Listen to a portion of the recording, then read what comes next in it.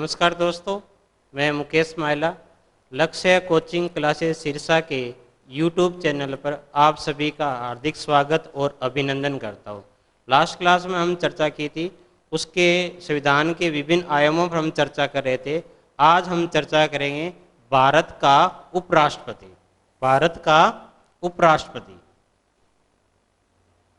भारत का उपराष्ट्रपति पद क्रम के आधार पर देखें तो इसकी जो रैंक है या पद क्रम है, क्रम संख्या के आधार पर दूसरा स्थान है। क्योंकि भारत का प्रथम व्यक्ति कौन होता है?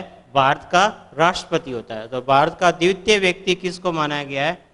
भारत के उपराष्ट्रपति को माना गया। तो क्रम संख्या के आधार पर अमेरिका की तर्ज पर हमने जो उपराष्ट्रपति का जो पद क्रम है उसको हम द्वितीय स्थान पर रखा। मतलब भारत का द्वितीय नागरिक कौन होता है?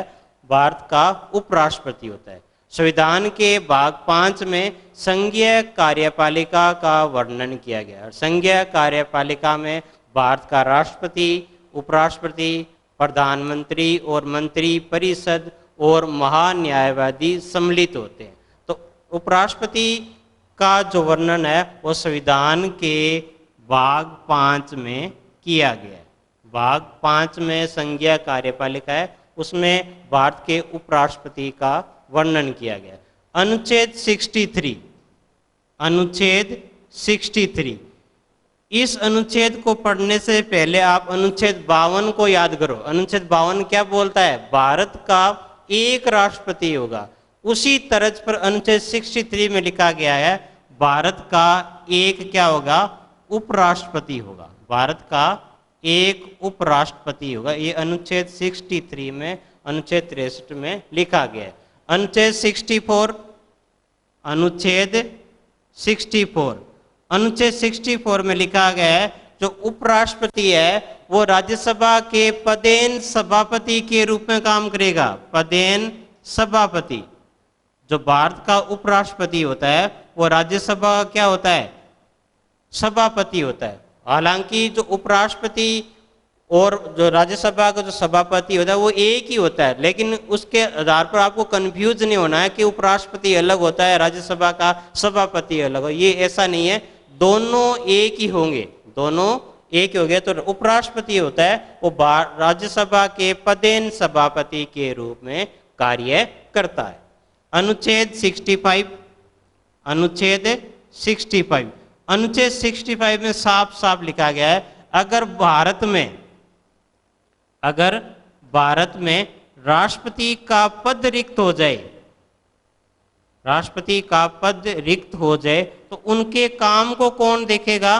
भारत का उपराष्ट्रपति देगा। भारत का उपराष्ट्रपति उनके कर्तव्यों का निर्वहन करेगा। तो अनुच्छेद 65 में लिखा गया है कि राष्ट्रपति की अगर आकस्मिक रिक्ति हो जाए या राष्ट्रपति का जो पद है वो रिक्त हो जाए तो उनके काम की जिम्मेदारी किसको दी जाएगी? उपराष्ट्रपति को दी जाएगी। तो अनुच्छेद 63 में भारत का एक उपराष्ट्रपति होगा। अनुच्छेद 64 में भारत का उपराष्ट्रपति है वो राज्यसभा के पदेन सभापति के रूप में कार्य करेगा। अनुच्छेद 65 अगर राष्ट्रपति का पद रिक्त हो जाए तो उपराष्ट्रपति है वो राज्यसभा के उपराष्ट्रपति है वो राज्यसभा के साथ साथ क्या करेगा? राष्ट्रपति की ड्यूटीज है उनको भी देखेगा। अब देखो अनुच्छेद 66, अनुच्छेद 66, अनुच्छेद 66 में लिखा गया है कि उपराष्ट्रपति का निर्वाचक मंडल, उपराष्ट्रपति का निर्वाचक, जिस प्रकार हमने राष्ट्रपति पढ़ा था, राष्ट्रपति का भी एक निर्वाचक मंडल था जिसमें संसद के दोनों सदनों के निर्वाचित सदस्य, राज्यों की विधानसभाओं के निर्वाचित सदस्य और दिल्ली और पांडिचेरी जो पुदुचेरी है उनकी विधानसभा के निर्वाचित सदस्य भाग लेते हैं। लेकिन उपराष्ट्रपति के निर्वाचक मंडल में संसद के दोनों सदन, मतलब लोकसभा प्लस राज्यसभा, संसद के दोनों सदनों को क्या समस्त सदस्य क्या होते हैं? भाग लेते हैं, वो भी निर्वाचक मंडल के रूप में, निर्वाचक मंडल के रूप में भाग। इसमें निर्वाचित और मनोनीत दोनों आते हैं, आपको कंफ्यूजन होना है। राष्ट्रपति में हमेशा हमेशा हमेशा कौन से मेंबर भाग लेते हैं?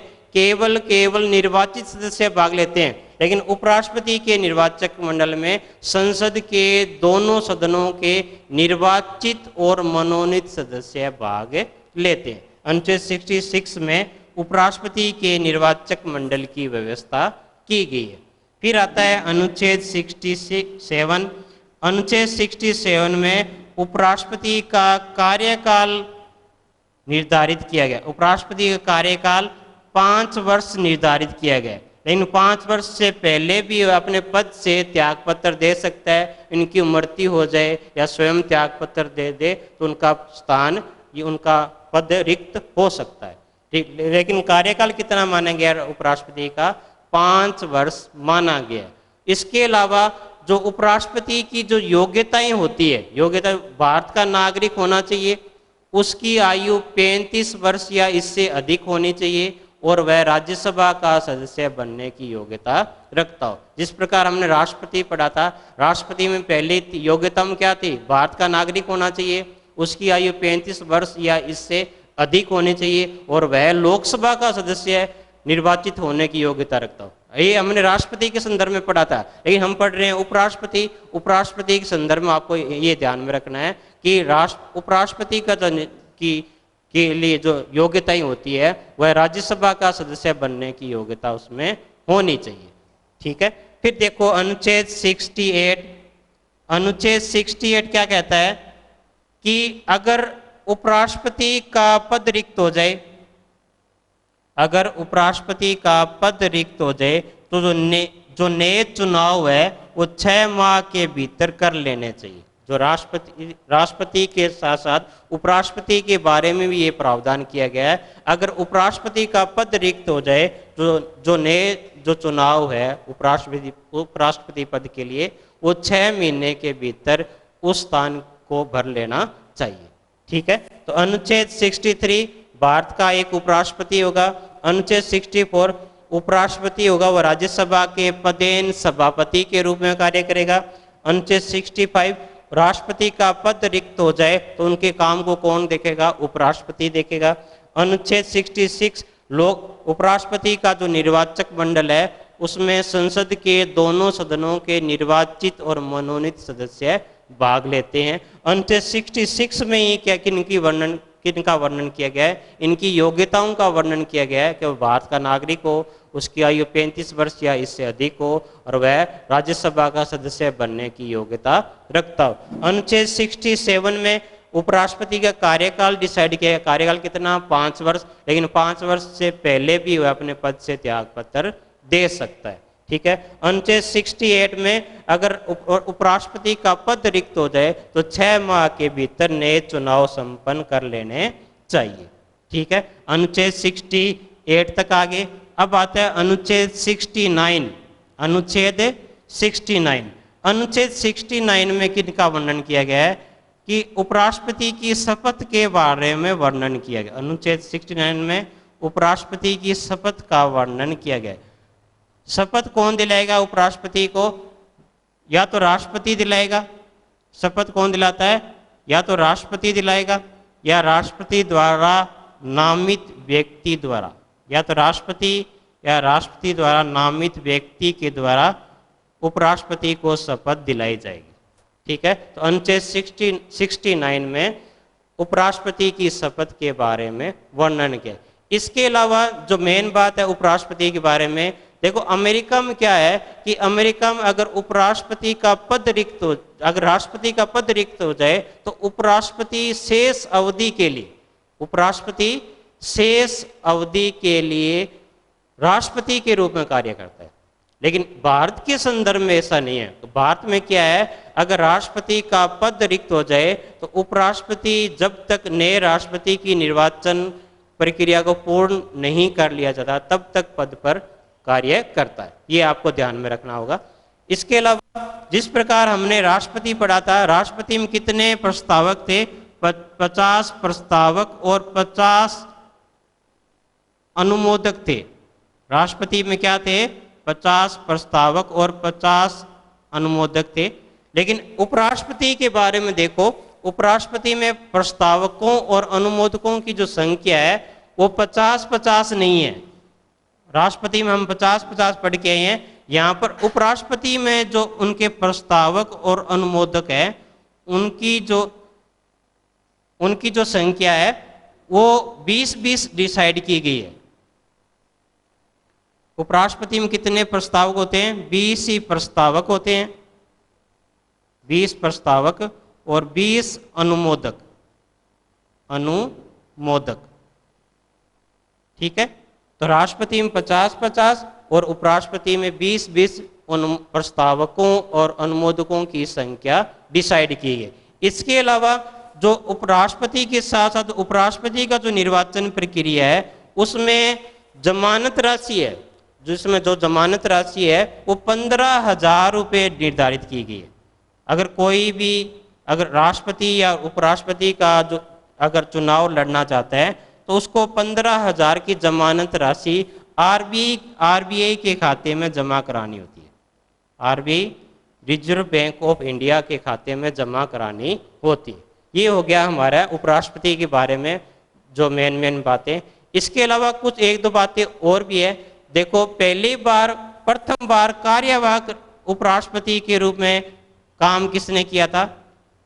कई बार छोटी छोटी चीजें वो भी एग्जाम में आ जाती हैं। तो पहली बार या प्रथम बार कार्यवाहक उपराष्ट्रपति कौन था, या प्रथम कार्यवाहक उपराष्ट्रपति कौन था? प्रथम कार्यवाहक उपराष्ट्रपति ये कौन थे? राधाकृष्णन। इसने प्रथम बार क्या किया था? कार्यवाहक उपराष्ट्रपति के रूप में काम किया था। इसके अलावा 3 उपराष्ट्रपति ऐसे हैं जिनकी पद पर रहते हुए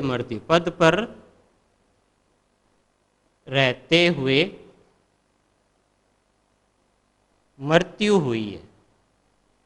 कौन कौन से नाम थे? डॉक्टर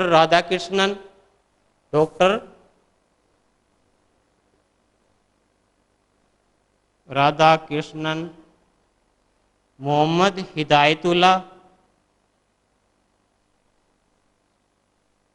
हिदायतुल्ला और शंकर दयाल शर्मा। ये 3 व्यक्ति ऐसे हैं जिनकी पद पर रहते हुए क्या हुई है? मृत्यु हुई है। इसके अलावा जिस प्रकार राष्ट्रपति का जो वेतन है, प्रेसिडेंट का वेतन कितना है? 5 लाख होता है। उसी प्रकार उपराष्ट्रपति का जो वेतन है वो कितना डिसाइड किया गया है? 4 लाख रुपए मासिक निर्धारित किया गया। ठीक है, ये भी भारत की संचित निधि से पैसा दिया जाएगा। आज की क्लास में बस इतना ही, और नेक्स्ट जो क्लास होगी वो संविधान के अन्य आयामों पर हम चर्चा करेंगे। और लक्ष्य कोचिंग क्लासेस के यूट्यूब चैनल को आप सब्सक्राइब करें। ये आज की वीडियो आपको पसंद आई है तो लाइक कीजिए और शेयर भी कीजिए। धन्यवाद।